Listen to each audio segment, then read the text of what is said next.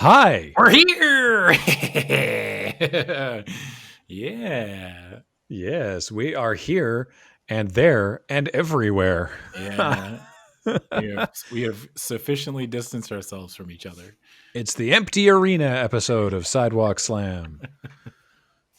We're going to fight through the concourse and all the way through the stands. Mm-hmm.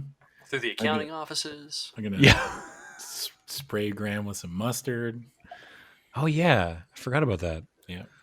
Yeah. Welcome to Sidewalk Slam. My name is Graham. Hi. Adam is here. Yeah, I'm here. And we brought Beej with us as well, even though Beej is not monitoring the board this time, but we value his input. Yes. And I guess I'll also be fact providing. I'll sure, have if you window want. open so I can type shit.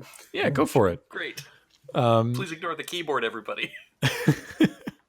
This is Sidewalk Slam, the show where we talk about wrestling storyline and narrative in WWE and AEW and sometimes NWA. And this episode, I mean, the last one we did was we were talking about NXT. It was Takeover Oregon or Portland. And this episode was supposed to be, I mean, it's been coming for a while. It's supposed to be primarily about AEW and AEW Revolution, their most recent pay-per-view.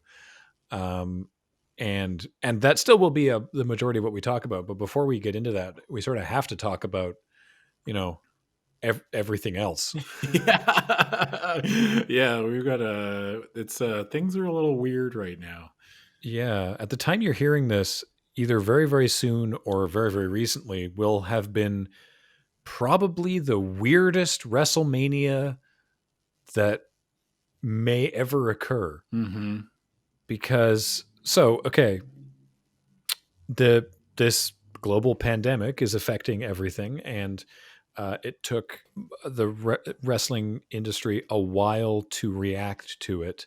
But I think that once things like the NBA just shutting the season down started happening, people really sort of saw the writing on the wall there. And while wrestling has not stopped because it is by its nature scripted, obviously they don't have people. They don't have anyone in the audience. Yeah, and it's very strange. I kind of love it though.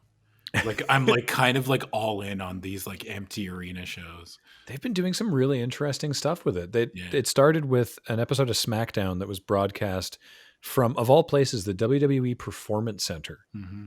which is not a big room. Like it's the gym in Florida where they like train. Like normally it's just a big empty warehouse room that has like 4 wrestling rings set up in it, and then like offices and a big weight gym off to the side. And they were like, we're going to retrofit that warehouse space into a television studio. And they inexplicably filled it with chairs. They like put bleachers of chairs in. Yeah. They've taken them out now, thankfully, but it was just empty chairs for a while, which was very strange. And it's been weird because like not all the staff is there. So like that episode of SmackDown was Michael Cole on solo commentary, and then Triple H joined him partway through, which was apparently not even part of the plan. No. It was good though. It was really funny. Like it came across, like I mentioned this on Twitter, but like watching these episodes and like comparing and contrasting like WWE versus AEW. And like when I was catching up on AEW last night, it kind of hit me that AEW, and I'm trying to mean this in like the, not to sound super negative against, like I'm not trying to bash WWE, but when I'm watching AEW, it just feels like it's a collective of like basically content creators who enjoy working together and are like creatively collaborating on something like all at once, and they all look like they're all genuinely having fun. And the WWE feels like very I'm not saying the WWE shows have been bad. I'm just like, it feels like people are just showing up because they're employees, right? Mm-hmm. And it doesn't feel the same. It definitely feels, it's weird because so WWE's been doing. Does it feel like the wrestling must continue until morale improves? That's very true. Right, it does a bit, yeah. Like things are wild right now. Like morale is pretty low, I think, overall. Yeah, so WWE's been doing those shows out of the Performance Center, and that's been every episode of Raw and SmackDown and NXT for a while. And then AEW has been doing Dynamite from an empty. I don't actually know what the venue is, but it's some sort of empty space, some sort of performance hall. And yeah, it's been very interesting to see their different takes on it, and frankly, how much better AEW was at adapting their style to not having a crowd. Like, really, what, to my mind, fairly simple things like playing to the camera and not playing to the audience. And they've done a couple funny things with like Miz and Morrison, like trying to hype up the crowd when there's no crowd. But you can only do that joke so many times, dude. Before it's the bit with Austin and Byron Saxton. Holy shit, B! Did you see this? I because I don't watch wrestling. Oh well, I mean the clip was everywhere. I should watch the clip though, but no, I did not. March 16th, which is 3/16. So Stone Cold Steve Austin Day, as they were determining it. And yeah, Austin's in the ring and he's like, "Give me a hell yeah." Oh, is that who that old guy was? Shit. This boomer's on my television. I was like, who's this bald guy? Is this Goldberg? Oh, no. Shit.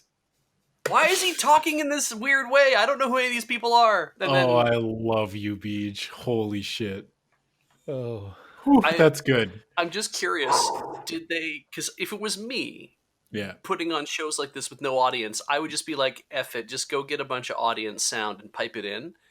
But if I was like running AEW, I'd be like, get some clips of them going, "This is stupid" as well. Like I want to play that up. I want the audience start chanting, "This is stupid" with nobody around.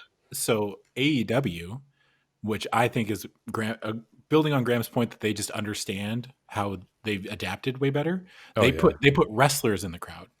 Oh, good.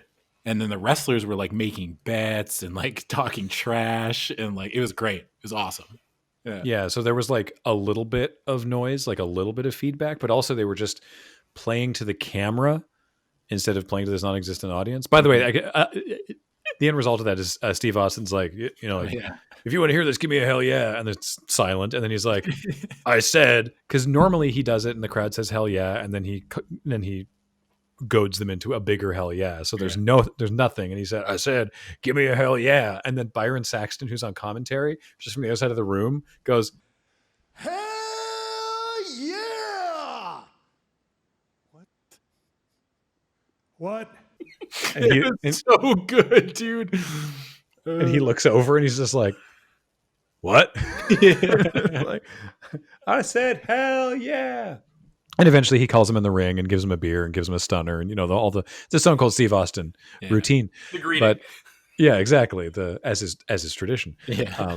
But yeah, it was very funny. But yeah, they have gotten better. One of the things is it's like, so normally WWE shows are set up that the hard camera is to the side of the ring and the entrance ramp is on usually the left.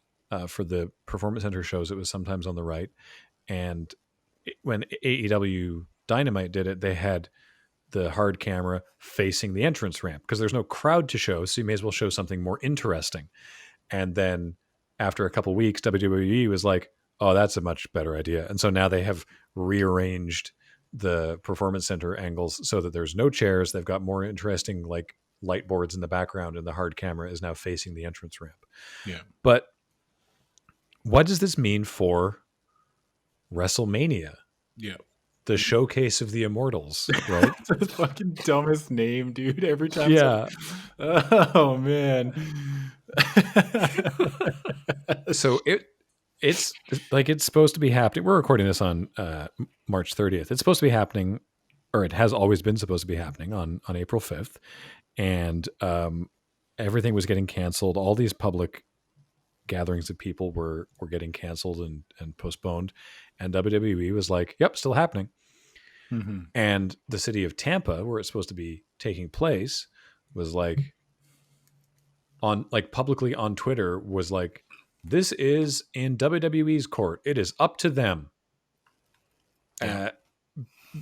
Basically sort of what they were, this was so stupid because this is all contract stuff, because that was the city of Tampa trying to aim the cannon of public pressure at the WWE, because if the city of Tampa says we are not allowing you to run WrestleMania, then there'll be something in the contract where the city of Tampa is liable for a bunch of money. Yeah.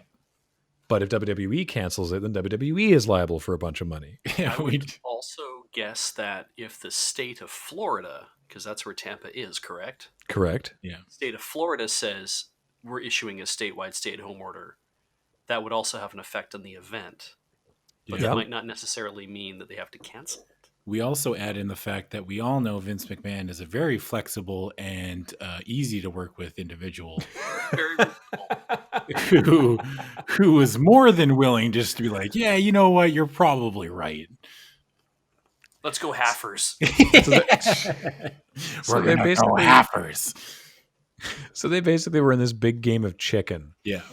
That eventually came to a head. I mean, so like it's a different scale entirely. You're talking tens of millions of dollars in WWE, but I had saw tweets from promoters running much smaller wrestling shows, and people were getting at them on Twitter being like, why haven't you canceled the show yet?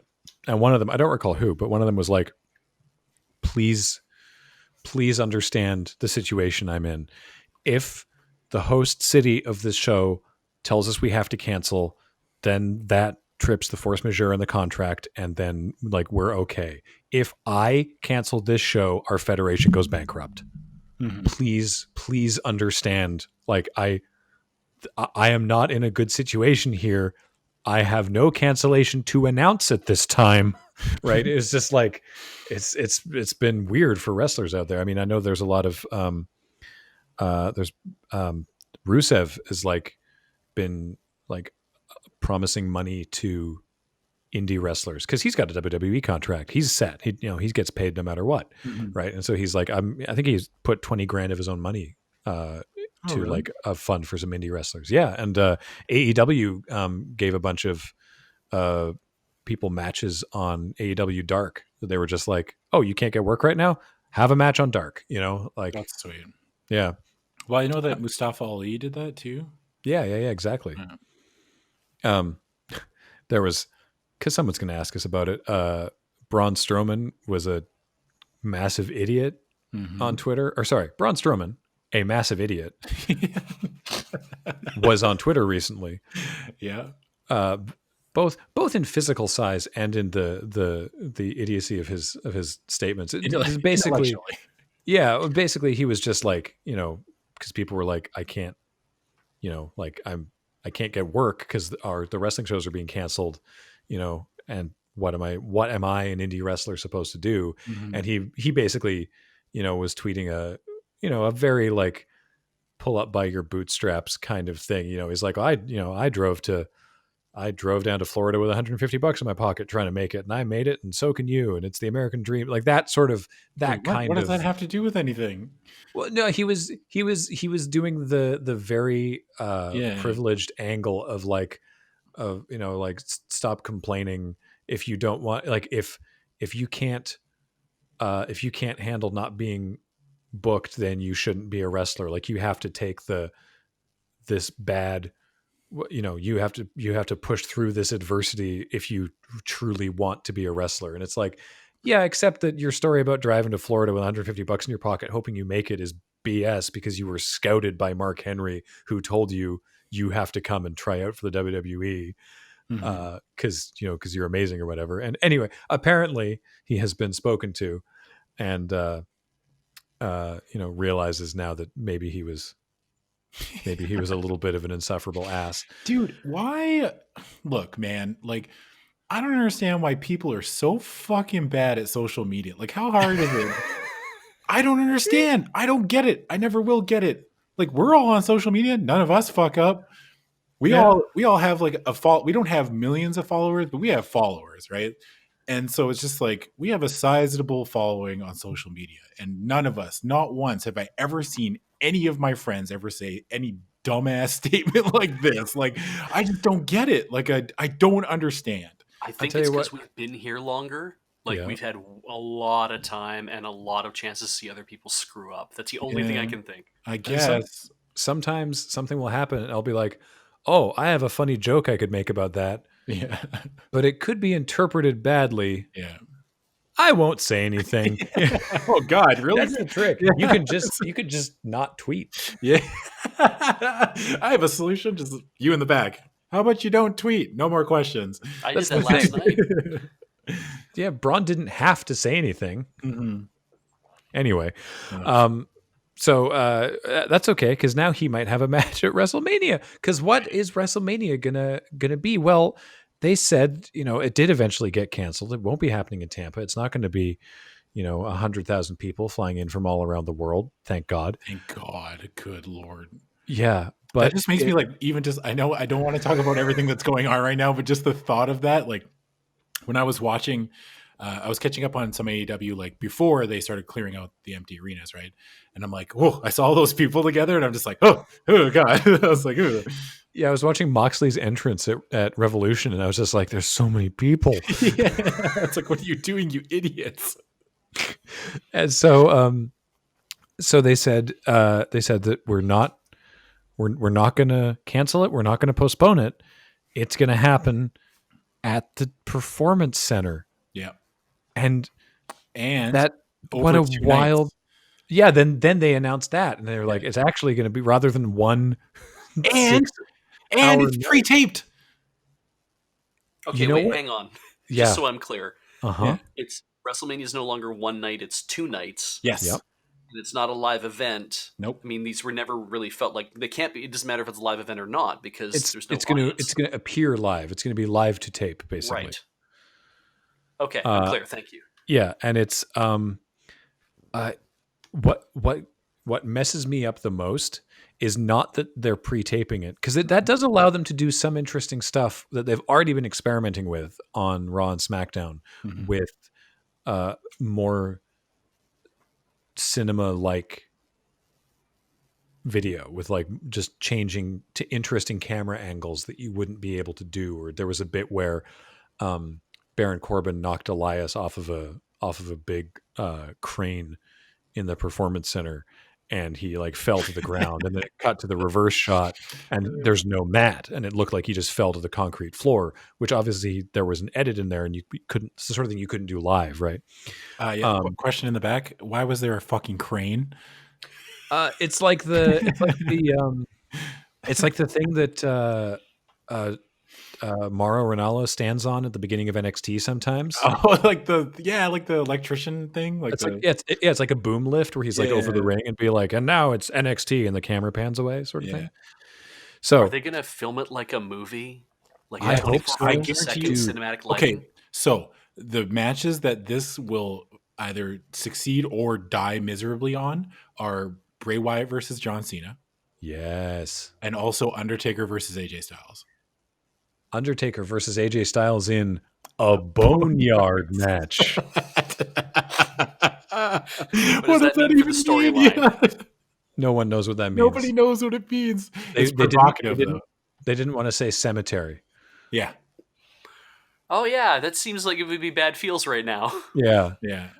What messes me up the most is not that they're pre-taping WrestleMania, because that honestly makes sense if you're going to be in the situation anyway.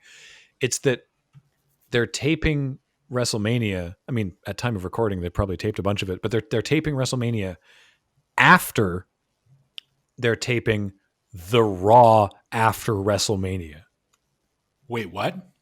Yeah. Sorry, back up. Say that one more time just so I can process it. First, they're taping Raw after Mania, and then they're taping WrestleMania. Holy shit. So I'm gonna be optimistic.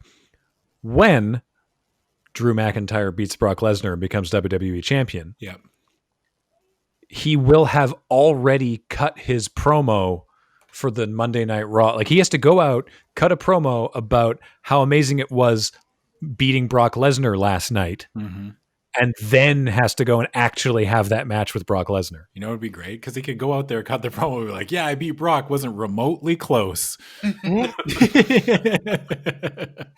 yeah, I handily defeated Brock Lesnar. This WrestleMania was all a dream sequence.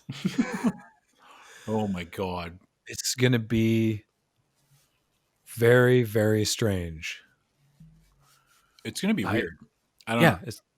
I can't wait to watch it. I'm excited. I'm so excited to watch it, but it's gonna be weird, dude. I mean, I'm glad it's not gonna be 1 6-hour show of. Yeah. I have a second question actually then. Yep. Yeah. Because it's on 2 days, does that mean you have to pay for 2 pay-per-views? No, because it's all on the network. Okay. Yeah. So you just it did sound like an amazing thing. I was like, we'll do it on 2 days and they'll have to pay twice. I think you can still get it on actual pay-per-view, but I imagine it would either be each night would be half price or you'd just get both for the one price. I assume. Mm-hmm. I don't rightly know, to be honest. But anyway, that's going to be really, really weird. And yeah, I guess we'll talk about we'll do like a full WrestleMania episode as usual. Yeah, because I've got some other thoughts about some of the storylines going into it. Obviously everything was weird, but I got some other thoughts about some of those. But but we will talk about that later, because right now we're going to talk about AEW. Yes. And so I've realized something, and again, I'm going to be talking about contrasts between WWE and AEW here, is that it's so difficult for me to keep the AEW storylines straight in my head. And this is not a criticism. Really? So yeah, bear with me. Yeah. What I mean is, because their roster is not as big, and they only have so many pay-per-views in the year, it's not always driving to the next pay-per-view. Yeah. Right. All their ongoing storylines, and people cross back and forth, but there are not like the 5 storylines on Raw that are happening right now, and it's that it's like these are the 5 storylines. It's an ongoing crisscross web of characters interacting with their own motivations.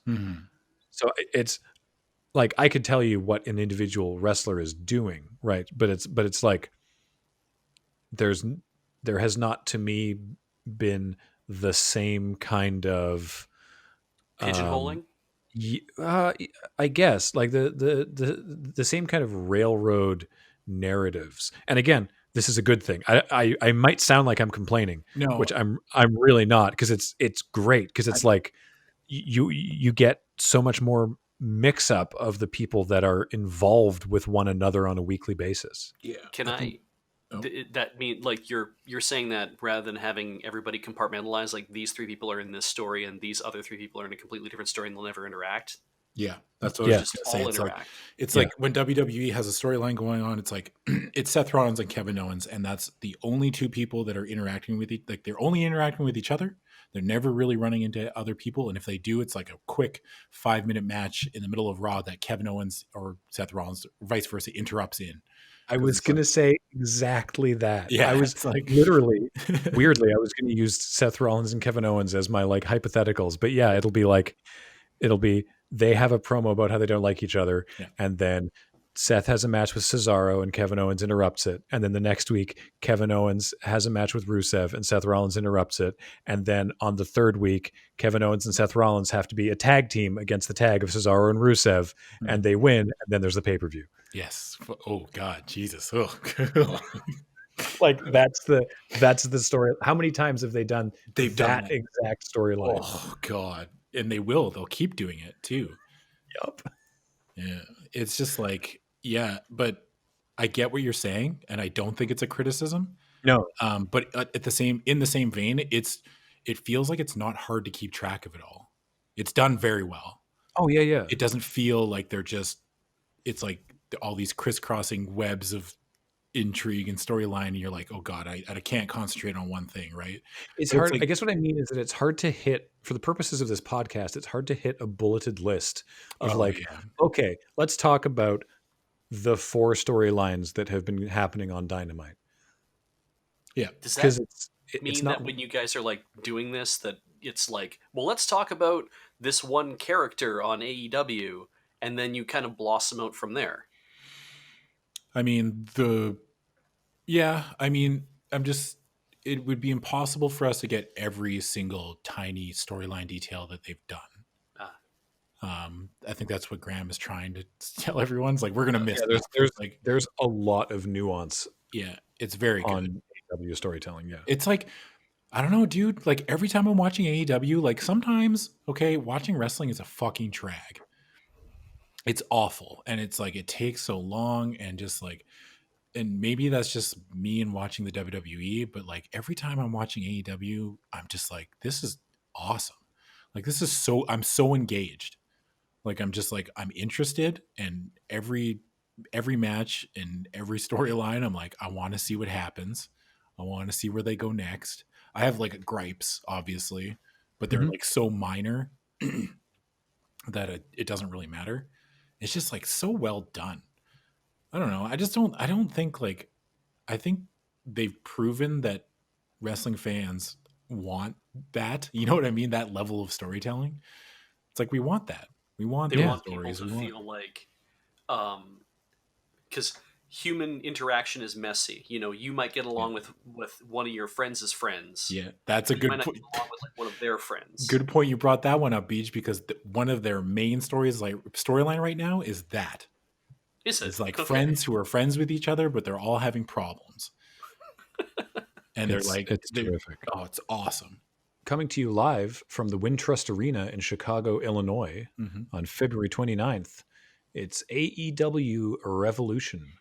This is, I guess, the second pay-per-view since Dynamite has started airing. Yes, technically, because the first one was Full Gear. Yeah, I guess like All Out and All In were like technically. All Out was August 31st, so that was before Dynamite started. Okay, so you're talking about like just Dynamite era, I guess, because technically they've had other pay-per-views, but yeah. Because there's like Fyter Fest too, or whatever it's called, Fyter Fest. Yeah, it was Fyter Fest. Anyway, there was a match it was a dark match that was taped for AEW Dark, which is their YouTube show, and if you want to see some more great wrestling and some additional storyline stuff, because there's minor storyline details that pop up on Dark, you should check out Dark. It's free and on YouTube, so enjoy that. There's a pre-show match with the Dark Order versus SoCal Uncensored, and I guess I do want to talk briefly about the Dark Order, because I think this is a good time just to talk about it. Like, they're not relevant anywhere else in this card. Yeah. So the Dark Order, who were they? What was the tag team originally? They were called the Super Smash Brothers. Wow. Okay. Like, they wrestled in like PWG and stuff. Like they use a lot of they had a lot of like video game references and everything else, and like Uno and I can't remember what the other guy's name is now. So I'm thinking about it, but I can't remember. Stu Grayson, but he had a different name, I think. But I know Uno was. Uno was Player Uno, and Grayson was Stupefied or Player Dos. Player Dos, yeah. Okay, yeah. Okay. So then in AEW they became the Dark Order, and it was sort of like, and who is that? Why do we care? What does that mean? And then there started being these promos of like, dude, they've done such a good job of building this faction. Yeah, it was a slow burn, but boy, has it paid off. Yeah. Of they're running these promos of like Dark Order running TV commercials, being like, do you feel like you are, do you feel like you're in a rut? Your job sucks, your life sucks, like you just can't get going. You need purpose. Join the Dark Order. Yeah, we can help. and they'll show like a guy on the subway, like watching that on like a subway television and being like, oh, I should look into this or whatever. Yeah. And then, so they're basically a cult. Yeah. But they're a cult that knows how to use technology, and they're very like, a cult that knows how to use social media. Yeah. Well, cause they're not like I can't think of the movie, but like like island based hippie commune kind of cult. They're like they're a cult for our modern times. Yeah. And they've the as you said, player Uno, who is now known as Evil Uno, which is still a good name. Yeah. Evil Uno, the evil one, is sort of the mouthpiece for the Exalted One, who is the person at the top of the pyramid. Yeah. And it's been teased for a while that eventually the Exalted One will appear. But basically, they've been interfering with matches. They've been trying to recruit people to their side. They actually have successfully recruited a couple wrestlers as well. And generally, when you see them, it's sort of Evil Uno and Stu Grayson, and then a bunch of people in masks, some of whom you know who they are, and other people who are sort of like Power Rangers putties. They're just like a bunch of dudes in masks that are just like filling out the numbers. Yeah. I like the idea that they're just Power Rangers putties. But the implication is that there's like a bunch of them. Yeah. There was a lot of rumors going around that the Exalted One could be Matt Hardy. Yeah. Because he was having contract disputes with WWE, and it was supposed that he might not be re-signing. And that ended up not being the case, which I'm fine with, because it was finally revealed on one of these Empty Arena episodes of Dynamite. So this is actually after Revolution, that the Exalted One is in fact Brody Lee. No one knows who Brody Lee is. Luke Harper. Yeah. Hell yeah, dude. I actually didn't know, like, obviously none of us knew, but when I was watching, I didn't get any of it spoiled. Yeah. And when I watched the episode, I actually jumped out of my chair. I was like, holy shit, it's Luke Harper. I thought for sure it was going to be Matt Hardy. I was like, oh, it's just Matt Hardy. Like, that was the easy answer kind of thing. I mean, especially with the name, the Exalted One. Yeah. But yeah, and he did a great and very creepy promo. I mean, the man has experience in a weird cult. Yeah. He had that, and that one part of the promo where he's like, you're not the first, because he was basically cutting a promo on Christopher Daniels because they're feuding with SCU, right? Yeah. And Luke Harper was like, or I guess Brody Lee was like, you're not the first old man or out of touch old man to take or not believe in me. To underestimate me. He was like, oh, oof. And then the next week, did you see the promo the next week? So, no. Okay. So Brody Lee is like eating dinner. He's eating a big steak, and there's the two other guys, not Stu Grayson or Evil Uno, but the two you mentioned. Yeah. And they're sitting there and they're just like eating, and Brody Lee is like, you're not fulfilling your potential, and he's eating or whatever. And then one of them goes to go eat their meal that's in front of them. And Brody Lee like freaks out, and he's like, no, you're not, nobody eats until I'm finished. Okay. So you leave, you get out. And then he was talking, and then the other guy sneezes. And Brody Lee like stops and looks like, you gotta be kidding me. Get out right now. Because for those of you who are unaware, Vince McMahon doesn't like it when people sneeze. He thinks it's a sign. He gets very upset whenever he personally sneezes. Yeah.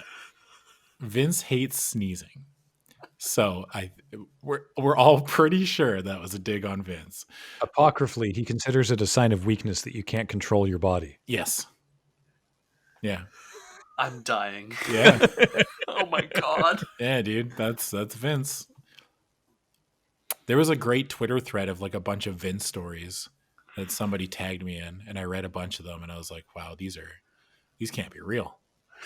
This is like some of the things that this guy does. Like, apparently, I guess there's like, because like their whole family is like super competitive, obviously, right? And I guess like Vince takes anything that's like any game, he just takes it very seriously. And I guess like him, apparently, It was like him and his wife Linda against Stephanie and Triple H in a game of pool. And Vince was taking it very seriously and getting mad because he kept losing. And Stephanie apparently kept rubbing it in like to his face and like was needling him and like egging him on, like, come on, old man, you can't win this game or whatever. And then apparently like Vince freaked out and had to leave. And then later on that same night, they're getting ready for bed. And I guess Stephanie gets on the fucking intercom because like the house has like an intercom system and like clicks into the intercom, was like, bet you wish you won that pool game, old man. Like just before he's ready to go to bed. And they said they heard him screaming from the other side of the house. Like, so apparently if that's to be believed, that's funny as hell though. Like, what a weird family. Yeah, dude. Just sounds stressful, you know? Yeah. Like I wouldn't want to compete all the time. No. Sounds like a lot, dude. Ugh. So anyway, by the way, he went on Chris Jericho's podcast and apparently had very nice things to say about WWE and Vince as well. But basically it came down to like, he kept pitching ideas being like, what if we did this? What if we did this? What if we did this? And the writers were just like, And then because, now they just want to pay people to not be in other promotions. And they offered him apparently a very generous contract, but he knew he wasn't going to get used. He's just going to be like, we're going to pay you to stay at home, basically. And he's like, wild. He's like, but I want to wrestle. So he said no. Yeah. Which is the same thing. Bizarre to me, right? Like the fact that they'll just dump all this money just to keep a wrestler on their roster that they'll never use. Yeah. Like that. I don't get it. Doesn't make any sense, right? Is he marketable in a likeness situation? Like you can sell posters and shit? No. Okay. I don't think so. Then that is weird. From a pure business standpoint, no. They're not going to be selling any Luke Harper merch. No. They're not even using them. So like they can't sell merch if they're not using them on TV because nobody knows who the fuck they are. Like they have no reason to buy the merch. Yeah. Wow. So I don't know. Just WWE has been doing that, and we keep hearing that same story where they're like they offered me a lot of money to stay on contract, but they weren't going to use me. So and the same thing with Matt Hardy, because the thing is, Matt Hardy did debut in AEW. Yeah. And he'll be feuding with Chris Jericho, and his thing was the same thing. It's like now I have creative control. Sure, it's not as much money, but it's not no money, and I get to actually do what I want, and it's better for me and my family. Mental health is important, and I want to feel like I am wanted and listened to. Yeah. Well, they're still just like, they're artists, right? Yeah. Like they just want to perform. It's like, it doesn't make sense to me why they would want to just take it easy. If they didn't love the business, like they didn't love what they did, which is reassuring, right? Like, it's like, as a fan, when I'm watching somebody, I want to believe that they love what they're doing. And for them to say like no to like a guarantee, even with families, to say no to like a guaranteed contract is like almost reassuring, I guess, like as a lover of this sport. Yeah. There's a funny aside about Luke Harper, Brody Lee, is that his Twitter account, he's been tweeting for like 5 years every day, just like, it's Tuesday, you know what that means. It's Wednesday, you know what that means. Just every single day of the week, it was just, it's day, you know what that means, with no context. Really? Yeah, it's been going on for years. It's just like this Twitter joke. And then after he debuted as the Exalted One, he was like, now you know what that means. Oh. So he started doing that well before this was ever even, like, years before AEW was even a thing that may potentially happen. So, you can choose whenever you get to, if you're doing that sort of thing, you get to choose when you stop and then decide retroactively what it was you were talking about. Yeah. And, he did that well. That's someone who gets it. That guy understands. Yeah. That's brilliant. Then he didn't do it the next day. And then I think it was the day after that he messaged Evil Uno and was like, I just realized that or it was like, I didn't, or he tweeted once, it was like, I just realized that I didn't know what day it was. Yeah. And then in a follow-up tweet, Message Evil Uno was like, could you please make sure to send me a message every day reminding me what day it is or something? And Evil Uno was like, yes, sir, boss. Oh, that's good. Yeah. They've been having a lot of fun with that on Twitter. Anyway, that's actually sort of irrelevant to Revolution, but we did want to talk about it because it's about it just because I'm excited to see where the Dark Order goes moving forward. Yeah. And it sucks that Brody Lee had to debut in his hometown to an empty arena. Yeah. So that's unfortunate, but these are the times we're living in, and everything looks great, and I'm super excited for the Dark. The first show back with a crowd is going to be ballistic, unreal. Yeah, it's going to be like Attitude Era Raw. Yeah. So, on this card, your first opening match of the evening is a singles match between Jake Hager and Dustin Rhodes. Mm-hmm. So this is sort of a proxy. I mean, they obviously have a personal beef, but it's sort of a proxy match between the Elite and the Inner Circle. Yeah. Hager, of course, being the muscle for Chris Jericho. This is actually his debut match in AEW. He's been around for a while, but hasn't been wrestling, and has just been this silent meat shield. And Dustin threat of activation. Exactly. Dustin Rhodes, formerly Goldust. Yeah. Wrestling against him. The specific beef here was that during the lead up to Cody versus Jericho for the title, Jake Hager broke Dustin's arm. In a car door. Yeah, he slammed it in like a sedan, like a sedan door or something. I just like how you totally downplayed breaking someone's arm as just like a minor beef. What I mean? They have a minor beef. It just Jake Hager having to slam Dustin's arm in a door. It's no big deal. I guess maybe I worded that wrong. It just feels weird to just because it was so long ago and it's taken them such a long time to get to their the comeuppance for not comeuppance, because that implies that Dustin Rhodes wins this match, which he does not. No. But to sort of settling their differences, I guess. Yeah. So yeah, I guess I worded that wrong. But yeah, so it's just this is a good match to open the pay-per-view. Yeah, I really liked it. But I mean, that's gonna be I really like this whole pay-per-view. Thought it was awesome. Yeah, basically every match was. It was more really just good. They're trying to build Jake Hager as this big monster threat, and I think Dustin's a good person to put in there with him from because people sympathize with him easily. So it's we don't want to see Dustin lose, but they need somebody Jake needs to win these matches. Yeah. From he looks the part. He's 6'7". Yeah. 270 pounds or something. I'm not 100% sold on that submission that he does, the standing kind of side thing. It just, I don't know. It doesn't look. What's it called? I bet it has a really stupid name. It has some MMA name. You know what I mean? It's a. Oh, right. I do like standing side thing though. Yeah, standing. We could print that on a t-shirt. Let's change the name of the podcast into that. Standing side thing. Yeah, you're a genius. You're hired. Standing arm triangle choke. There we go. Yeah, just very boring. Very I don't know. I need to come up with a wrestling name for that. Yeah.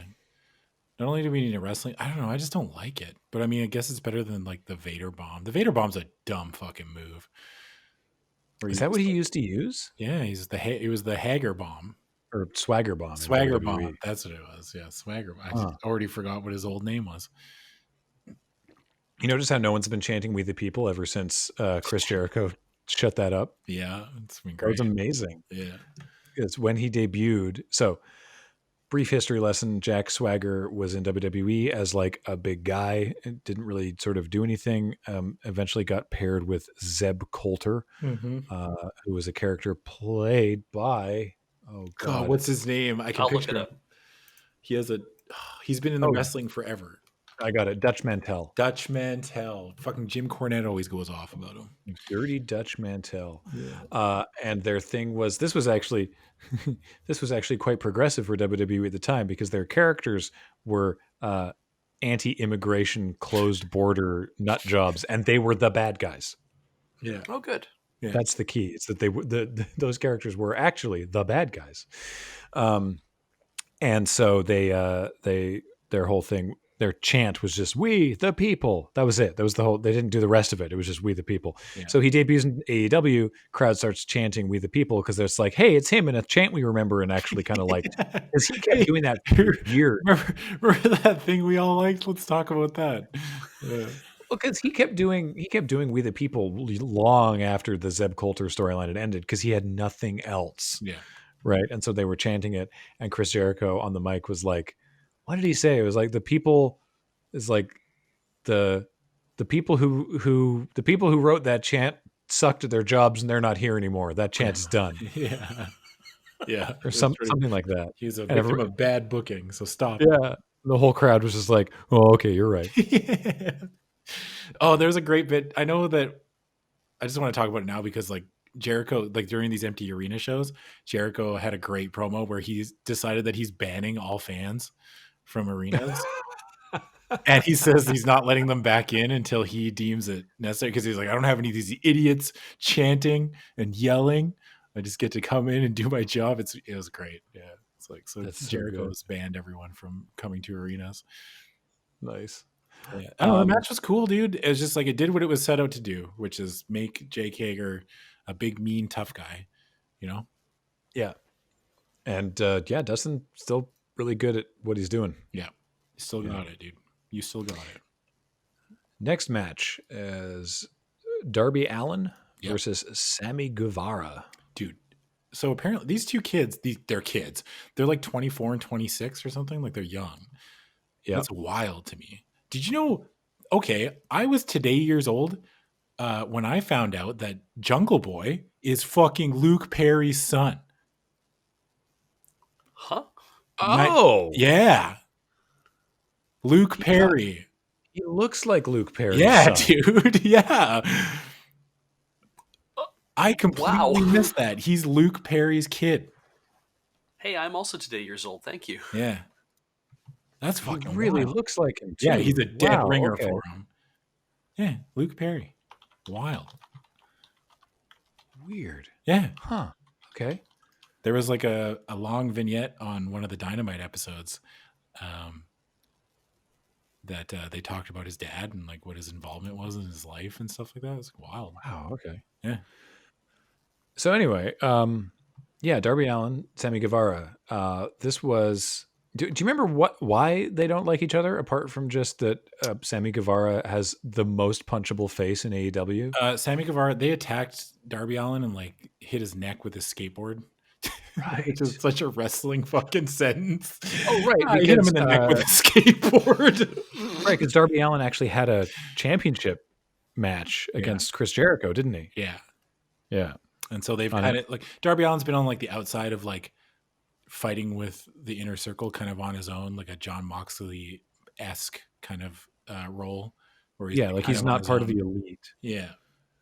So, but he's just doing his thing. But like Darby Allin's like, I like Darby Allin way more than I thought I would. You know what I mean? Yeah, the first time I saw him, I was like, okay, it's Skull Kid, you know, or something. I was like, cool, Skull Kid. But now I'm just like, wow, I actually really like, I understand it. He's got cool theme music. Kids love him. Oh yeah. Like that is like a way to market a modern character towards kids. Right?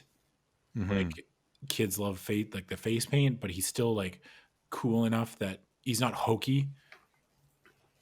He's very like, I don't know, he's just like a cool, like a Misfits light. Yeah. You know? I like that he does like bizarre emo short films for all of his feuds. Mm-hmm. Like he showed up to the Chris Jericho championship match with like a body bag. Mm-hmm. Yeah, and he rides his skateboard down to the ring, and yeah, I don't know. Yeah, I like him a lot. And yeah, like I said, Sammy Guevara. I mean, his whole thing, Sammy the Spanish God Guevara. Yeah, Like his whole God thing of is Spain? that What? no, he's called the Spanish God because he's very attractive. Yeah. Oh, okay. He's a good looking man. Yeah, and the thing is, he is very, very good looking, but the way that he carries himself just makes. That's why I said he's the most punchable face. Yeah, because it's just like, oh, I hate that guy. Yeah, he's like his gimmick is like he's very attractive, but he's also a YouTuber. You know what I mean? Like a piece of shit YouTuber too, like always vlogging and like being obnoxious about it. And that's not just a character either. He does and did before AEW. Like he does vlogs. Like he is a YouTuber, but they play it up like he's like a really, really irritating, self-obsessed vlogger. Yeah. Okay. That's awesome. It's a good angle. Yeah. I like it. I love how this match started, like where it didn't start. They started fighting. They started fighting around the ring, and the referees were just like desperate to, or the ref was like, "Will you get in the ring? Yeah. Will you get in so we can start this match?" So they get tables involved. They beat the tar out of each other, but it's all fine because it's not technically part of the match. Yeah. And then Sammy Guevara does I think it's like a Phoenix Splash or something off the top rope to the outside through a table onto Darby Allin before the match starts. And then they get going. And God, these two kids are, I don't even want to say kids because they're not that young, but these two are just like awesome. And I just like, every time I watch the younger core of AEW wrestle, I'm like, I don't understand the complaint that they don't have any homegrown talent. Yeah. And it's like, are you watching the same show that I am? Like they have Jungle Boy and they have Marco Stunt and they have these two. Adam Page, like you know what I mean? Yeah. It's like there's like people are like they're not building any stars. It's like, are you what? Like Orange Cassidy? Like, are you kidding me? Like Orange Cassidy's a fucking. We'll talk about him, but like, holy shit, dude! We'll get to you, young man. Absolute superstar. Oh yeah. There's like between him and Adam Page. When I watch the show, I'm like, they stand out the most. Oh yeah.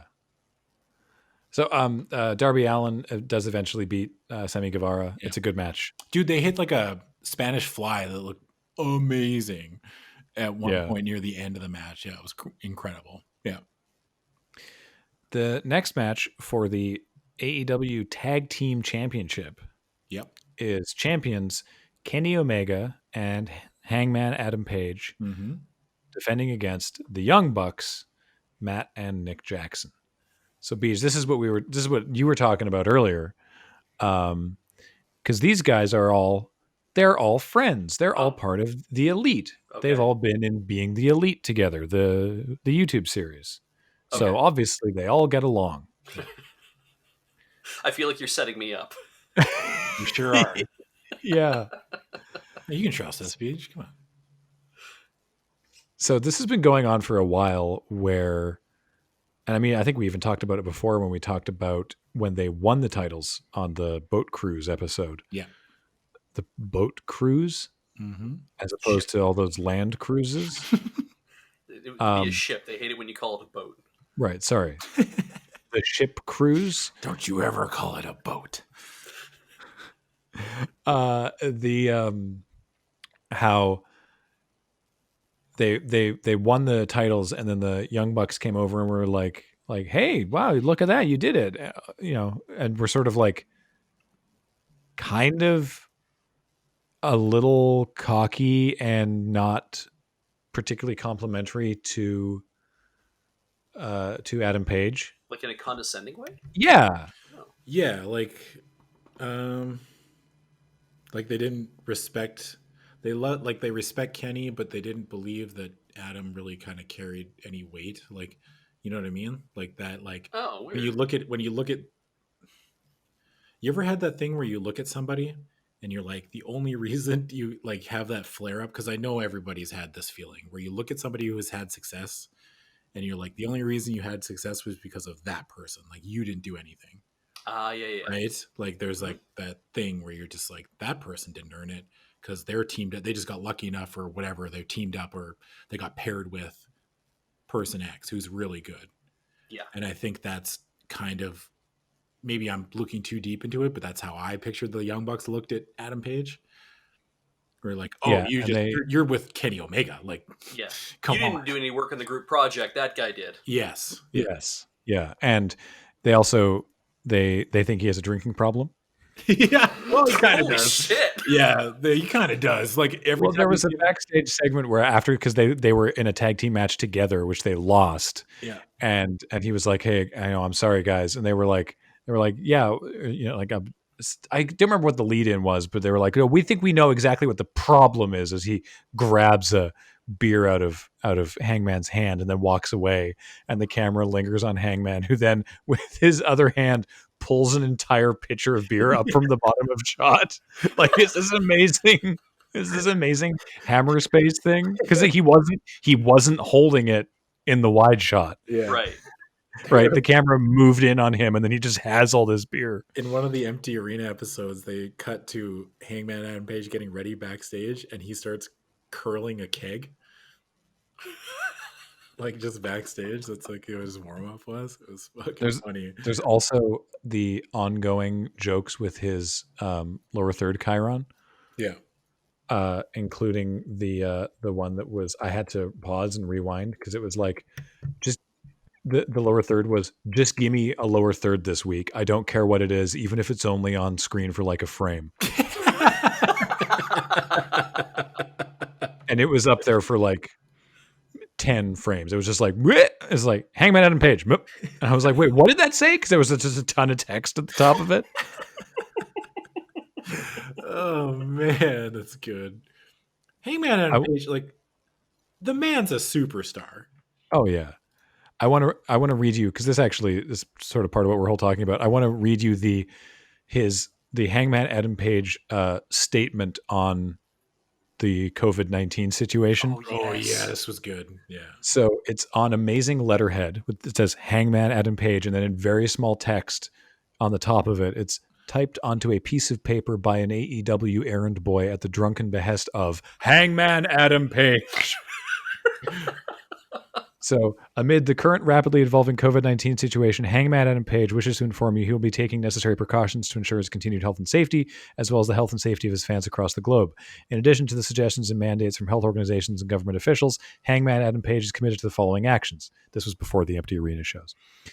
Adam Page will, for the time being, no longer be able to accept beer from any fan should they be in attendance of events. He will now be traveling with his own beverages to consume and looks forward to instances of conveniently appearing unopened beverages.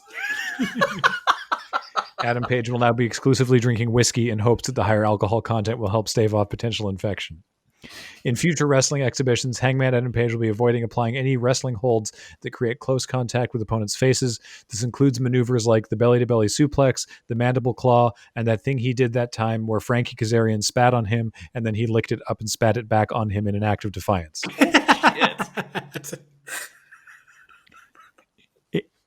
And then it continues, in addition to these necessary actions, Adam Page would like to further encourage his fans to follow these proper precautions and practices.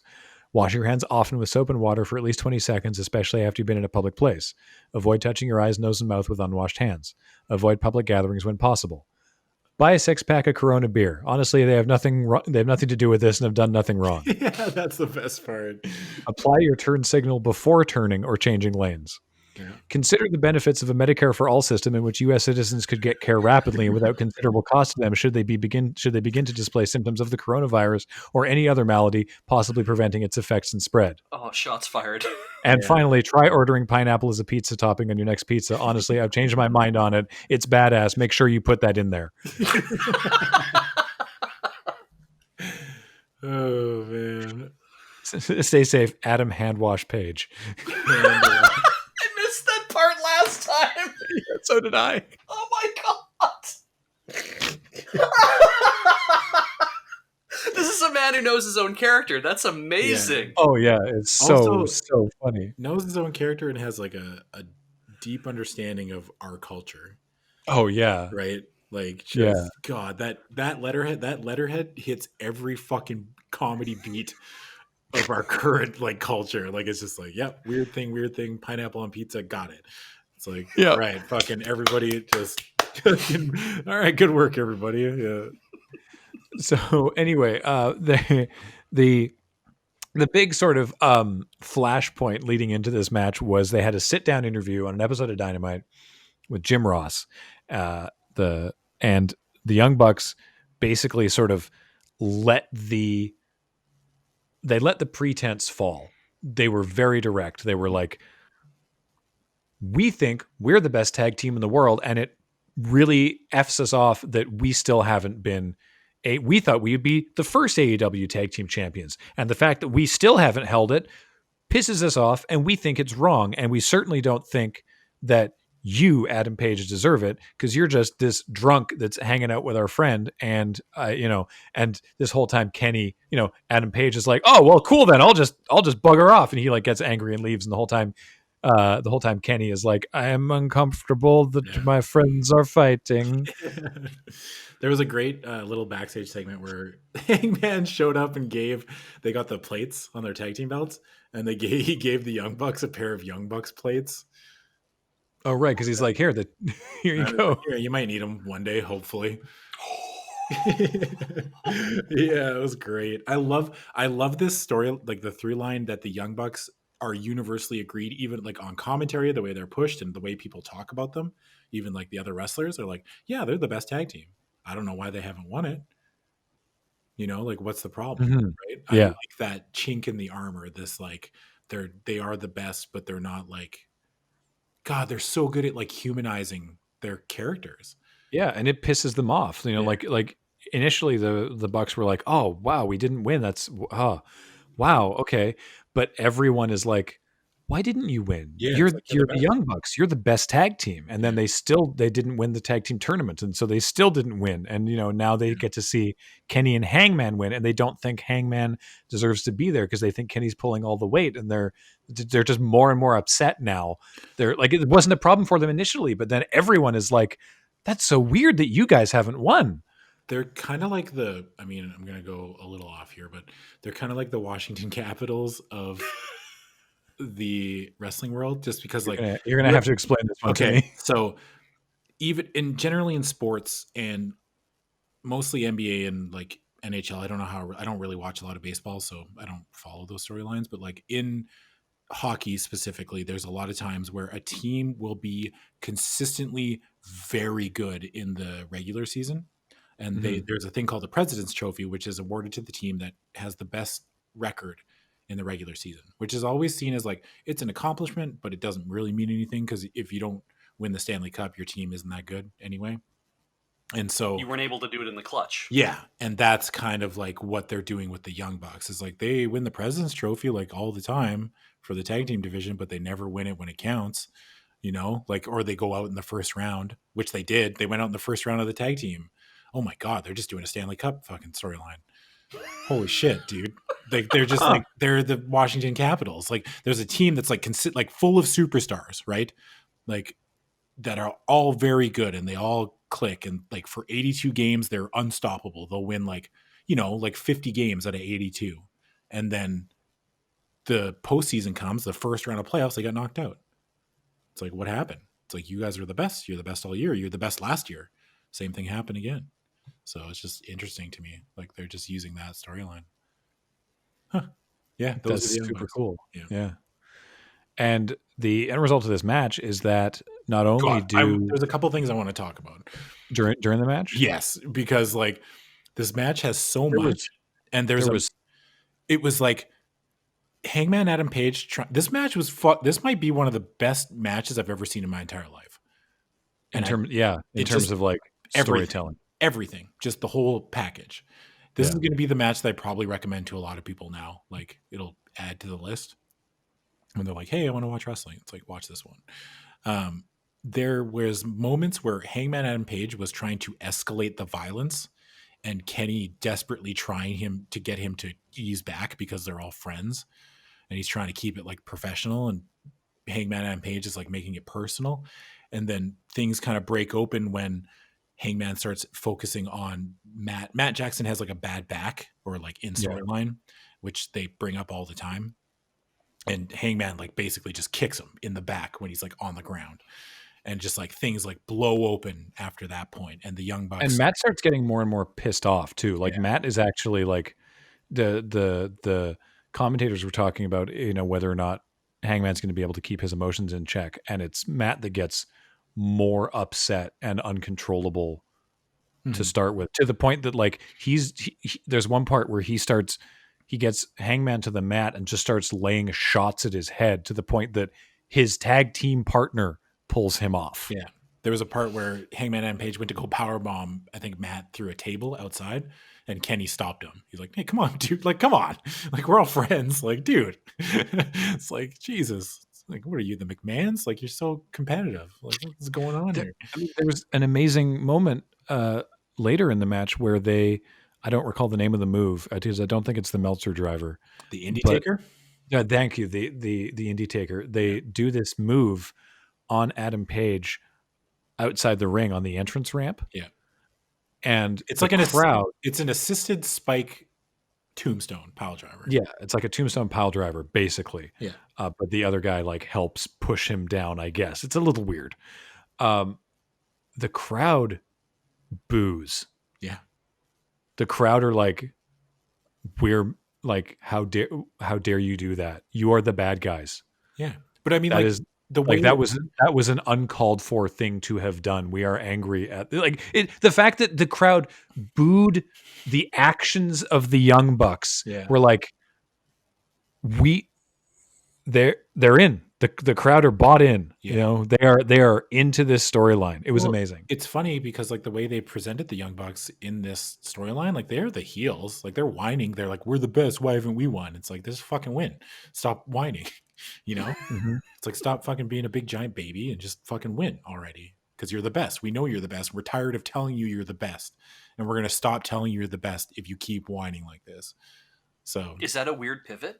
No, it doesn't surprise me that the crowd turned like not turned, but the crowd reacted like this.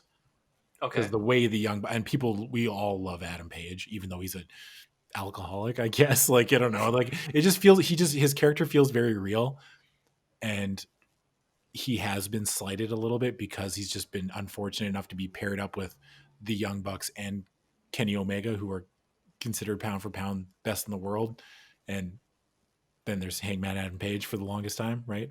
Up until recently. Okay. So they're just like, I don't know. I wasn't surprised that the Young Bucks were getting booed, but God, this match was good, dude. Oh, and then the ending came when Hangman hit the buckshot lariat on Matt, I think, in the middle of the ring, which is, yeah, that's what happened.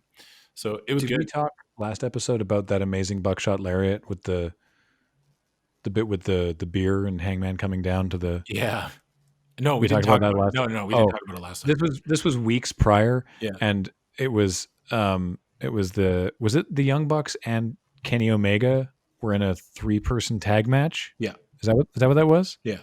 Yeah. And so they're in a bad moment, and Adam Page comes down to the ring in street clothes with a beer in his hand, leans over the ropes and is like, hey, Nick, or Matt, whoever it was, he's like, hey, hold this. And one of the Young Bucks is like, okay. And he takes the beer. Adam Page does the buckshot lariat, which is when he uses the ropes to fling himself over the ropes and clothesline someone. And then, so it's like, give beer, fling into ring, destroy someone, take beer back, down it, leave. Yeah. A literal hold my beer moment. Yeah. It was beautiful. Yeah.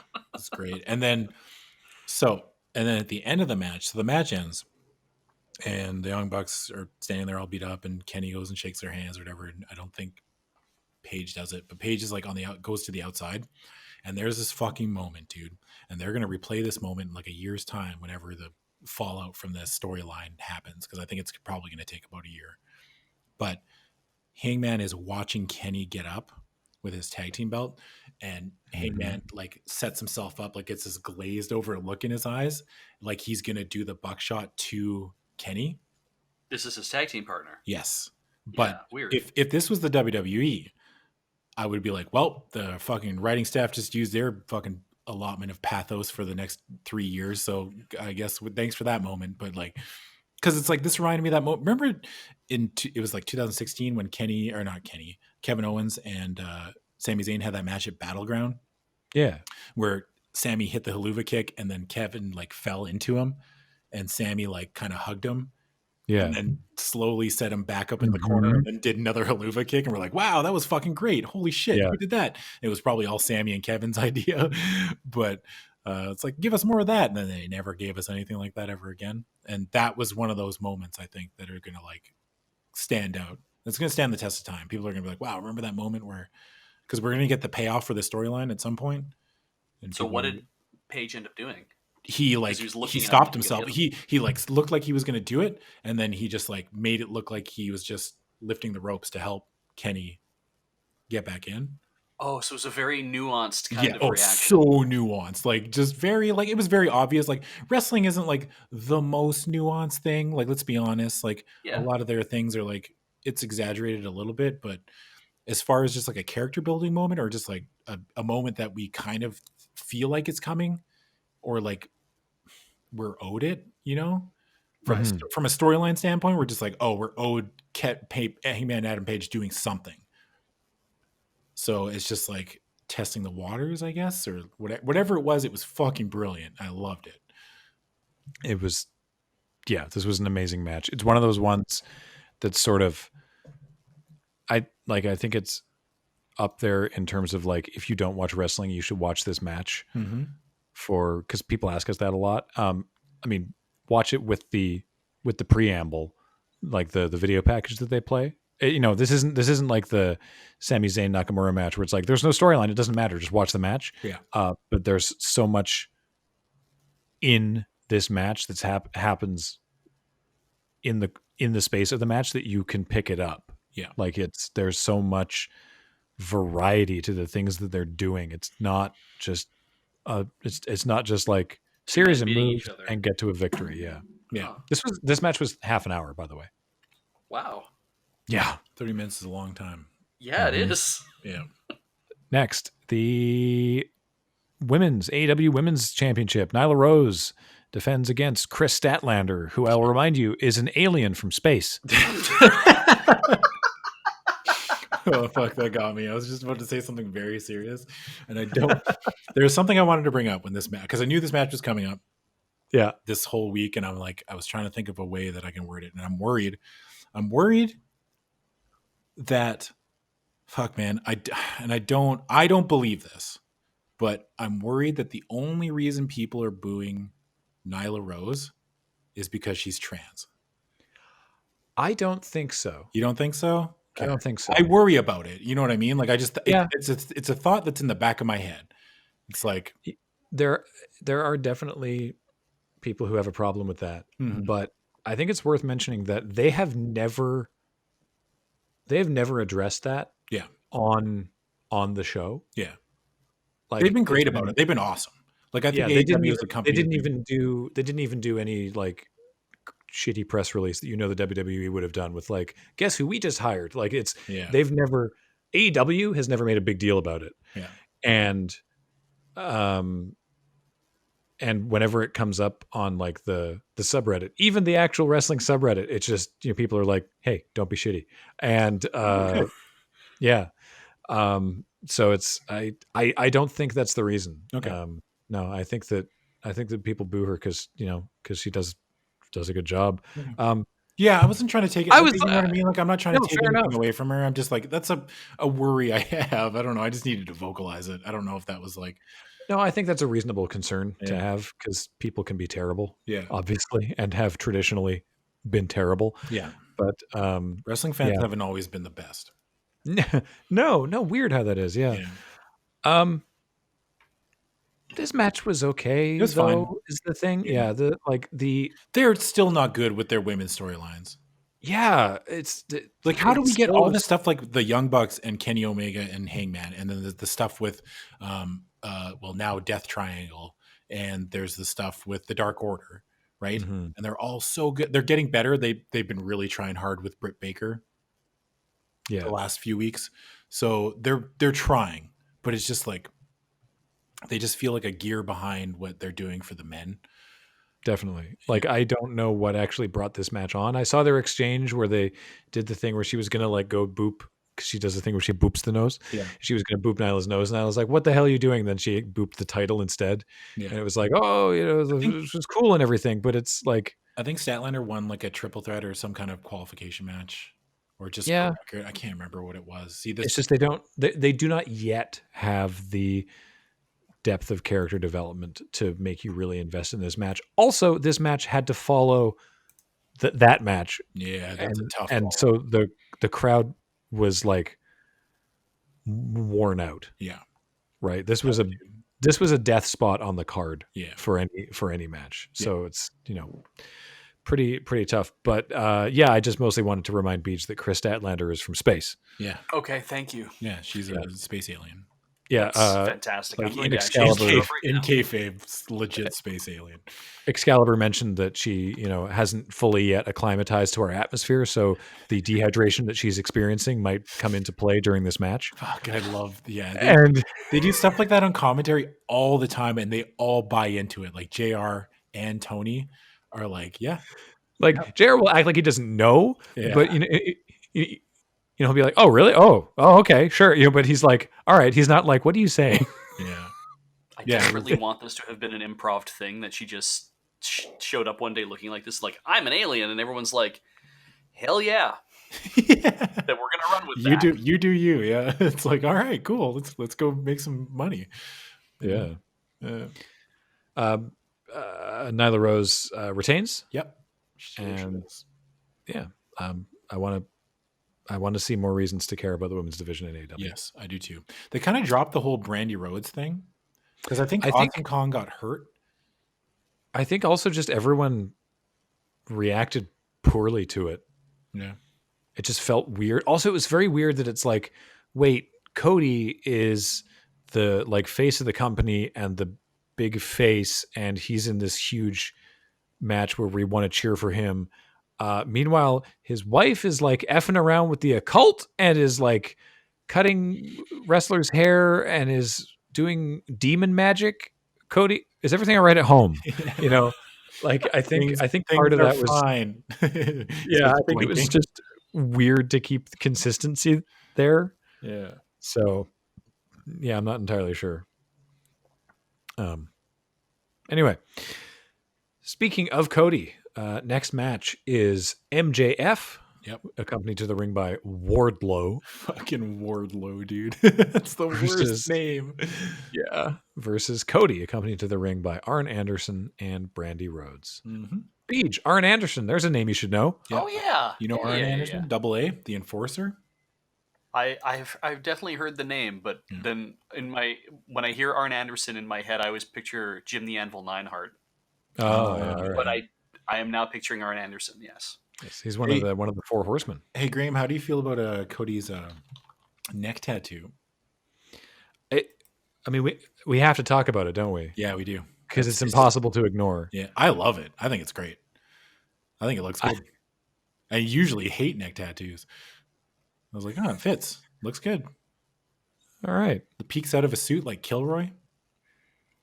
That's actually one of the reasons that I don't like it. Oh, really? Oh. I think it ruins the line of the visual because he looks so put together when he has, because with his white hair and when he was wearing his suit and his coat with the big collar and everything, and now there's this garish ass tattoo on the side of his neck. Man, I must be in the minority. I love it. I think it looks good. I'm not going to get a neck tattoo. Judging purely by internet responses, you are definitely in the minority. Yeah, I think it looks good. You do you, Cody. Fuck. Hell yeah, brother. All right, then with that we are a house divided. No, Beach, you have to weigh in right now. I haven't seen it. I don't care. You have to weigh in before seeing it. Pick up before seeing it. No, just let him look it up. Just look up Cody Rhodes neck tattoo. Yeah, look it up. Look it up. Shit! I think I'm typing it into the wrong thing. No, you're good. Okay, hang on. Cody Rhodes neck tattoo. Yeah.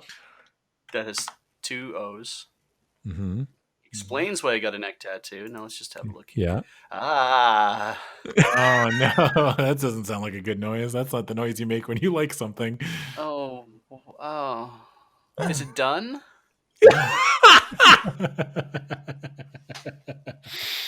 Jesus. All right. God, don't turn your head ever.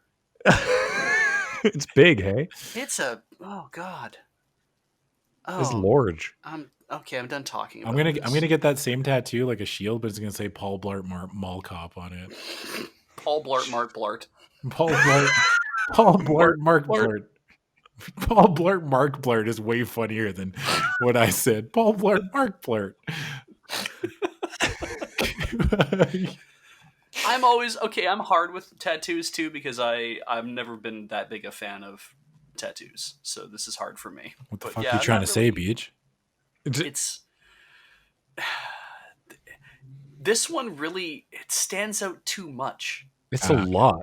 You know, like a tattoo, I think has to be like the subtle thing that then when you like show a little bit of it, then you can show all of it. Oh, yeah, whereas when it's like mine, right? Yeah, whereas like it's subtle like Adam's. Well, it's because you don't see all of it. You see like a little wisp of it, and then it's like, oh, what's that? And then you reveal it and you show people, and you can kind of cover it back up, and it's like it's obvious, but it's not so obvious that it's like always your eyes are always drawn to it. Because that's my problem. I think is that when I should be looking at a person, I'm just actually focusing on the art on their body. So, yeah, his commitment or his story is that this is his like commitment to the brand. Essentially, this is the because he's Cody, the American Nightmare, son of the American Dream. They're the Nightmare family. Cody and Brandy Rhodes and Dustin Rhodes, and also QT Marshall. QT Marshall is part of the Nightmare family. Really? Yeah, they just like one of the most recent episodes. They're like Cody was on commentary. And he talked about, I guess, QT's like one of his best friends in the whole world. Okay. And he's just, it's commitment to that and AEW and everything. And it's like, okay, cool. I mean, you could be committed without putting a huge ass neck tattoo on the side of your neck. No, Graham. Sure, how else will anyone know that he's committed if he doesn't get a neck tattoo? I did think it's interesting. He says that in his life, he wears a lot of brands on him already. So he didn't want to hide his own brand. That's why it's on his neck. New company mandate. Everyone has to get a Loading Ready Run neck tattoo. How am I going to pay for that? Just get a little one. Just a little. Find a tattoo artist who will do it as a goof. Yeah. You all want neck tattoo. All right. So anyway, this match. Yeah. Cody's tattoo versus MJF's ring attire. Yeah. I love that Wardlow has a tie in the pattern of MJF's scarf. Yeah. That's a great touch. Great little touch. Yeah. So the lead into this, at Full Gear, MJF, who was Cody's very best friend, was his corner man and threw in the towel, meaning Cody lost that match and was prevented from ever challenging for the AEW championship again. And then after the match, attacked Cody. Mm-hmm. Why? I'm trying to remember MJF's actual motivation. Because he was tired. He wasn't going to let Cody keep him close and then keep him under his thumb, basically. Like keep him down. Like that was the whole point. He's like, I'm tired. Right. I don't want to live in your shadow, right? He didn't want to be Cody's friend, MJF. Yeah. He wanted to be his own guy in AEW. It was a great line. He's like, I'm too big to be put under your thumb, is at one point what he said. And I was like, yeah, he's got a point. And so MJF won the ring, the Battle Royal, the Diamond Ring thing, which he's been mocking because Cody, for the longest time when he was in Ring of Honor and I guess a little bit in New Japan, had a thing where he'd get people to kiss the ring, is what his gimmick was. So MJF is doing that. MJF does the Crossroads, where he calls it the double cross, but it's Cody's finisher. There was some like MJF's in typical heel fashion set stipulations that Cody had to go through to get to this match. Yeah, because Cody was like, "All right, let's have a match," and MJF was like, "Oh, if you want to fight me, here are my stipulations." Yeah. And what were they? The stipulations were he had to take 10 lashes on live TV. 10 Lashley's? Which was 10 Bobby Lashley's. 10 Bobby Lashley. You had to take on 10 Bobby Lashley's. Sorry, how can someone eat that much yogurt? Would you rather fight 10 MJF-sized Bobby Lashley's or 1 Bobby Lashley-sized MJF? What, 1? They're not that far apart in size. No, they're not. I mean, Lashley's a lot bigger than MJF, but they're not that far. It's still 10 men, 10 grown men. And he couldn't touch MJF before Revolution, like couldn't lay a hand on him. And he had to have a steel cage match with Wardlow. the stipulation. So then they did the lashes on an episode of Dynamite. They were fucking awkward. It was very upsetting painful. to watch. It was upsetting to watch. Yeah. He basically just hit him with a belt, just a belt. He took Cody. Actually, this is great. He had a belt, and then Cody got in the ring, and then MJF was like, no, not this belt. I want your belt. Oh yeah. So then Cody took off his own belt and then got whipped with it. And then at one point he got Wardlow to hit Cody with it, and Wardlow like fucking teed off like goddamn David Ortiz, like fucking just like went fucking nuts, dude. David Ortiz is a designated hitter in Major League Baseball. He's very good. It was a very good joke, trust me. I liked it. Yeah. And then after the lash is finished, it was like the segment was really well done because like the whole Nightmare family came out. Like Brandy came out and it's like, you can do this. You just have to do a couple more. Like you'll be okay. And then like the last lash, like he did it on Cody's chest. And it was so fucking loud. Oh, it was painful. I was like, I couldn't watch. And then he did the lashes, and then he had a cage match with Wardlow, which was really good. Wardlow's a very big man. And I was worried that it was just like a Vince McMahon thing where it's like, we got him because he's big, like it's just like, he's so massive, but he can actually wrestle. So, and at one point Cody did a moonsault off the top of the cage to pin Wardlow. That's how he pinned Wardlow, but he broke his toe when he did it. So, but he's cleared to wrestle. Real life broke a bone in his foot or toe or something, but he got cleared to wrestle and everything. And then we basically got to this match, which is, there was promos and stuff, basically just them talking shit to each other. But the match was good. Yeah, I liked it. I think I really liked it. Yeah, I like this. It was good. There was a lot of like brouhaha, like especially because Arn and Brandy were outside, and at one point, like Brandy throws a drink in Wardlow's face, and then he picks up Brandy and is like in a fireman's carry, and is going to do something to her, and then Arn pulls Brandy off, and Cody goes to kick Wardlow, but Wardlow moves, and Cody kicks Arn. So it's like, I like AEW's willingness to not make everything go perfectly for the baby faces all the time. Because usually this is a very... they made it look bad too. That's a WWE thing to do, but just for heels, right? Like heels will screw up and hit somebody, but they rarely ever do it for baby faces. Like if you really think, like it's very rare that happens, especially with like an old manager, like, you know what I mean? Like it's very rare unless there's a breakup coming between the manager and the babyface that they'll do that in WWE. So it's just a nice change of pace. It's like Cody screwed up, or it was just a weird mix of circumstances. MJF is amazing as a heel. Like, is he the best heel on planet Earth right now? Like, he's got to be, right? Like, he's the best heel in wrestling. Standings? Like, yeah. I don't know. We got to go to the power rankings for this. I don't think it's remotely close. I think MJF is unbelievable. He's really good. Yeah. And then, so at one point, or I guess the finish of the match comes when MJF gets the ring from his tights, but they made like a real good show of MJF taking the ring off and giving it to Wardlow when the match started. And I don't know where the pass off happened, but or they just had two rings. There's probably just two rings now that I'm thinking about it. It could have been. I mean, it could have been at any point. There's lots of opportunities there. But I liked. Oh, go ahead. I liked. So generally, we talked about this before. Generally, I like about how much freedom AEW's referees have. Yeah. That they're not just like, well, the rules say this, so blah blah blah. Like they do when they announce championship matches. Justin Roberts is like, you're the challenger, blah, blah, and the champion, ta-da. Your referee for the match is so-and-so. They'll actually do that, and it makes it sound like a real sporting thing. Yeah. And, like in this match, there's a point where like MJF hits him with something, and then Cody gets his weight belt and is like, makes to do it, and the ref's like, which you can't hit him with the belt. And then Cody's like, give me one. Come on. Let me have one. And the ref is just sort of like, all right. And so he hits him with the belt and then chucks the belt in the crowd, and it's just like, because it's like, well, that's, the ref's like, that's probably fair. Yeah. Also, I love there was a point where Cody was like going to pin MJF and then he pulled his head up which is a very heel move to do, but we all want to see him beat up MJF anyway, so that's okay. And so, yeah, the finish came when MJF got the ring out from his trunks and then punched Cody in the face with it, knocked Cody out, and then pinned him 1, 2, 3. So MJF won, which is not the result I thought was going to. I didn't think about who was going to win this match, but it was not what I expected. But that's good. Like, you have to build MJF, right? Like, Cody doesn't need the win.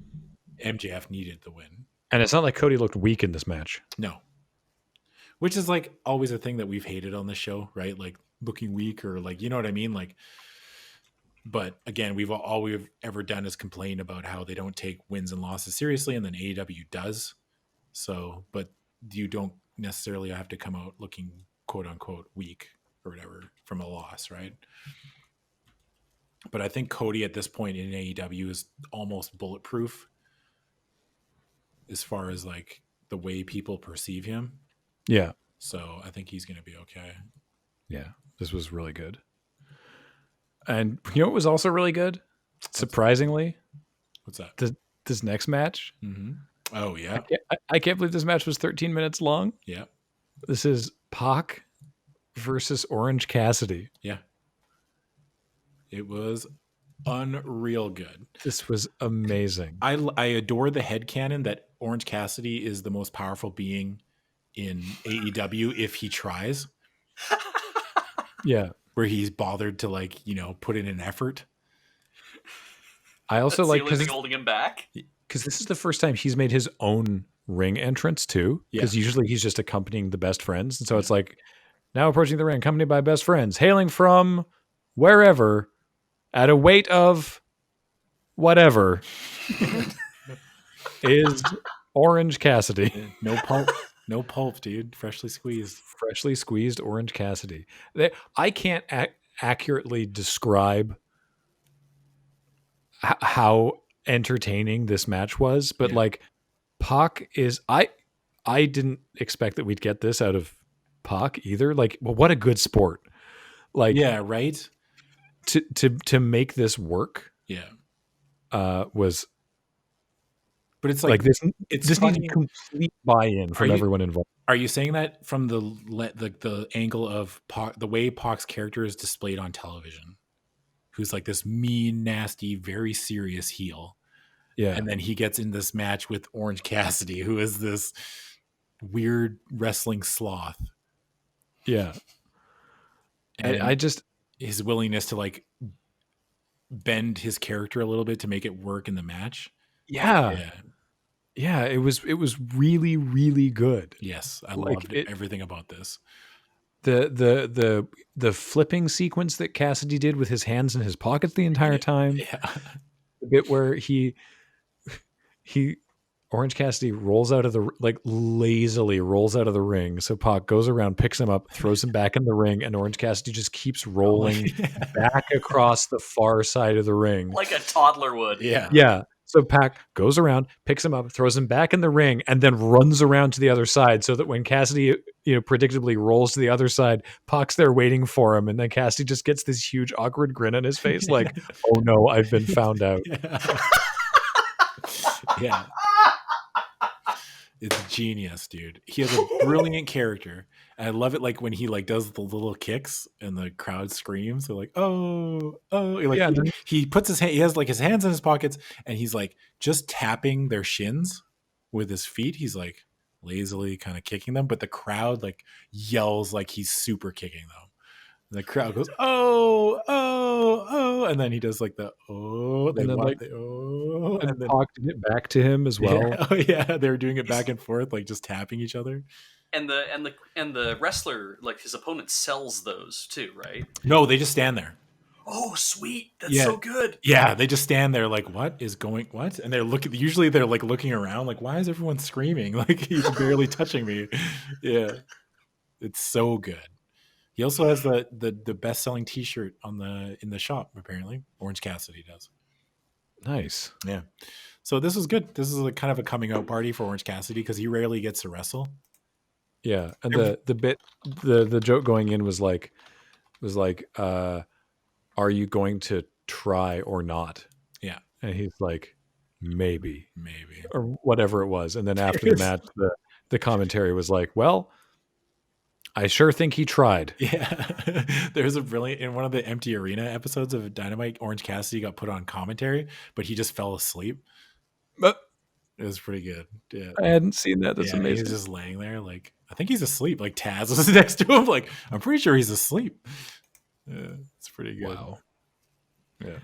So yeah, you got to go watch this match. I'm afraid there's no accurate way to describe it, but hopefully if you're watching the video version of this, you will have seen. Oh yeah. We got to put that hands in pockets flip sequence in here because it's so good. I'll try to get as much as I can. Yeah, but Pac wins, which is to be expected. But again, yes, there's some characters in AEW that are bulletproof, and Orange Cassidy's, I think, one of them.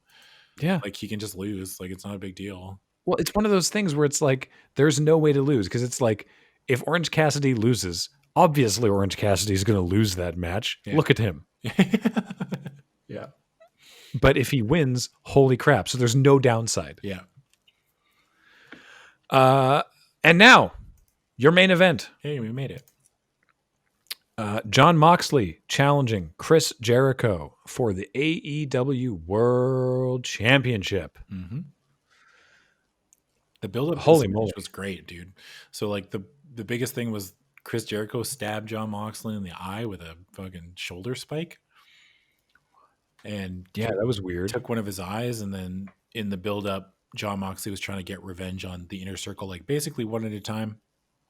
And there was a point where Jon Moxley had a match with Santana or Ortiz. I can't remember which one. I think he alternated weeks, but one of them he won the match, and then he stabbed Santana in the eye with a pair of car keys as like revenge. And Chris Jericho had a great promo. He's like, "What kind of man does this? You could have taken his job away. What were you thinking?" It's like, okay. Yeah. Okay, Chris. Yeah. Yeah. Because I think we talked about the episode where they were trying to invite Moxley to the Inner Circle. Yes. And they were like, we got this car, it's all yours. And he comes out and he's like, I've decided that I want to be the best. And, pairing with you guys would, that's the path to that. So absolutely. And he takes off his jacket. He's wearing an Inner Circle shirt and he takes the car keys. They all have a party. Eventually the rest of the Inner Circle heads backstage and it's just Moxley and Jericho. And he's like, oh, by the way, I lied. Yeah. There was no dramatic build for that line. He was like, oh, by the way, Chris, I lied. I lied. Sorry. And then he smashed him in the head with a bottle of champagne and ran out of there with the car. Yeah. It was great. Yeah, and then the next week, Jericho ripped one of the spikes off his spiky jacket, and then Moxley had an eye patch for weeks. Mm-hmm. Actually, he still has the eye patch during this match tonight. Yeah, he looked a lot like the dude. There's that one character in Game of Thrones. I can't remember what his name is, but he's like the one dude who kept resurrecting people. He was like a cleric for the Lord of Light. Someone's going to help me out here, but someone in the comments. Sir from. Yeah, very good, Beach. Yep, you nailed it. It was Sir someone. Yeah, it was Sir someone. But he looked like him. Yeah. Real lore. Real lore, the Lord of Light. No, I don't think. Yeah, but that's the priest of the. Oh, the priest. Okay, I'll figure it out. Anyway, someone will get it. But he looked a lot like John. Search for Game of Thrones eye patch. Oh yeah, that's easier. Very good.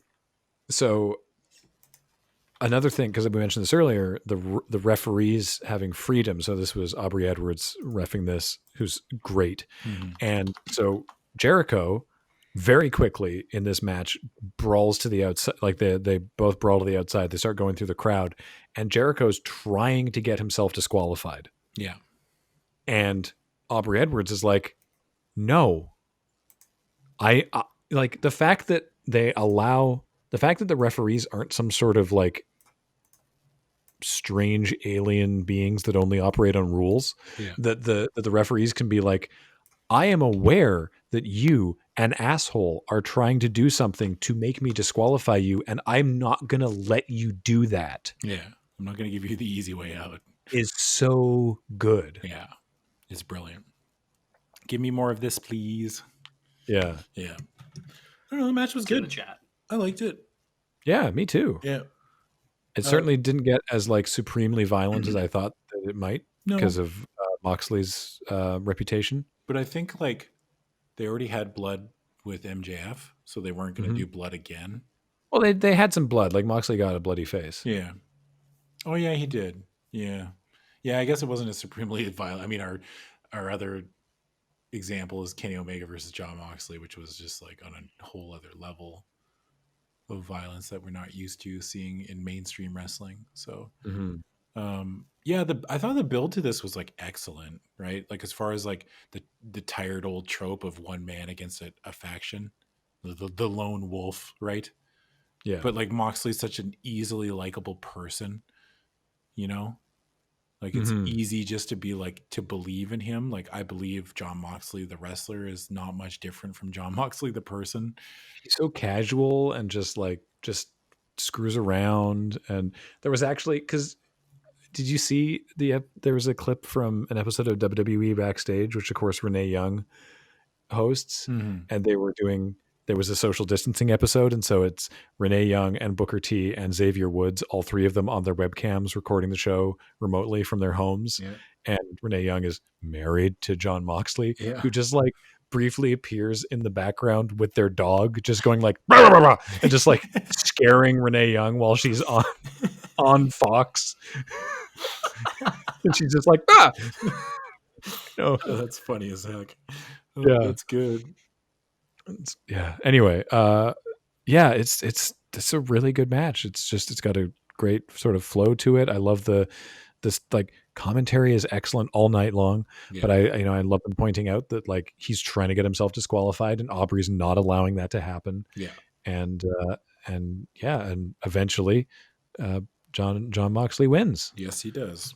Your second only AEW champion, and now youngest AEW champion, ending the reign of Chris Jericho. Christopher Jericho. I truly think Chris Jericho is the GOAT. I'm pretty sure. Easily. Like, I mean, a lot of people are like Flair, Hogan, etc. I don't know, dude. I just like every time I think about like who's the best of the best consistently, and I think it's Jericho. I'm gonna die on that hill. No, I agree with you. Oh, look at that. When you first brought it up, I was like, I have never considered that. Let me think about it. And then the more I thought about it, I'm more like, yeah, I there's no way I can't find the lie. Where's the lie? Sorry, no, I thought you meant you're right, Adam. You are gonna die on that hill. I will erect a cairn to your opinions on the top of that hill. Oh, sick. Okay. Well, that's more than I expected, to be honest with you. I loved his promo after the match. Yeah. Where he just, was thanking the fans, and he's like, I have this title, but this is you.